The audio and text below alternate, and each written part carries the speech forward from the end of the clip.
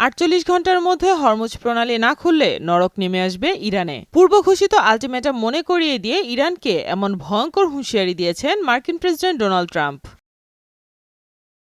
নিজের social media platform truth সোশ্যালে দেয়া এক পোস্টে ইরানের মনে আছে কিনা উল্লেখ করে ট্রাম্প লেখেন, একটি চুক্তিতে পৌঁছাতে অথবা হরমুজ প্রণালী খুলে দেওয়ার জন্য ইরানকে 10 দিনের সময় দেওয়া হয়েছিল। সময় শেষ হয়ে আসছে। এখন হাতে আছে মাত্র 48 ঘন্টা। এরপরই তাদের উপর চরম ধ্বংসযজ্ঞ নেমে আসবে। এর আগে গত ২১ মার্চ হরমুজ প্রণালী খুলে দিতে ইরানকে প্রথম হুমকি দেন ট্রাম্প। এ সময় তিনি বলেন, ইরান যদি ৪৮ ঘন্টার মধ্যে সম্পূর্ণভাবে ও কোনো হুমকি ছাড়াই হরমুজ প্রণালী না খোলে তাহলে দেশটির বিদ্যুৎ কেন্দ্রগুলো ধ্বংস করে দেওয়া হবে। এর ২ দিন পর তিনি আবার জানান, ইরানি কর্তৃপক্ষের সাথে ফলপ্রসূ আলোচনা চলছে এবং সেই বিবেচনায় তিনি বিদ্যুৎ কেন্দ্রে হামলার সময়সীমা ৫ দিন পিছিয়ে দেন। পরবর্তীতে সেই সময়সীমা আবারও বাড়িয়ে ৬ এপ্রিল করা হয়।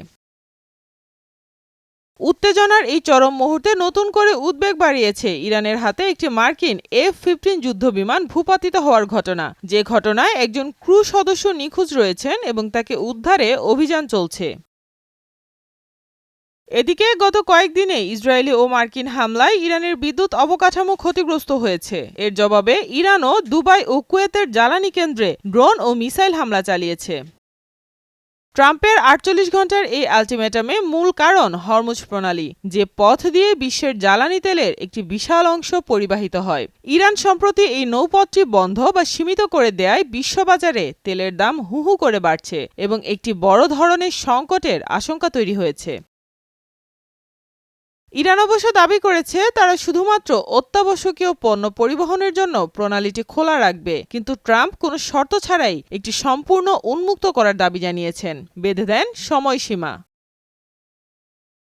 আন্তর্জাতিক বিশ্লেষকদের মতে পরবর্তী ৪৮ ঘন্টা মধ্যপ্রাচ্যের স্থিতিশীলতার জন্য অত্যন্ত সংকটপূর্ণ। ট্রাম্পের এই হুমকি যুদ্ধের ভয়াবহতা নতুন উচ্চতায় নিয়ে যেতে পারে বলে আশঙ্কা করা হচ্ছে। এখন দেখার বিষয়, ট্রাম্পের বেঁধে দেয়া এই ৪৮ ঘন্টা পার হওয়ার পর পরিস্থিতি কোন দিকে মোড় নেয়।